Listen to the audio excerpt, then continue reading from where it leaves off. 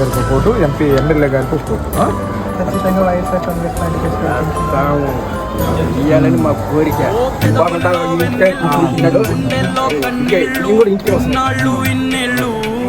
మాకు కోరిక, మాకు అభిమానం ఉంది. మా సామి కళ్ళల్లో చూసామి తిరణాళ్ళు, ఏ దైవం పంపాడో నువ్వొచ్చిన వెలుగుల్లో మురిసాయి ముంగిళ్ళు.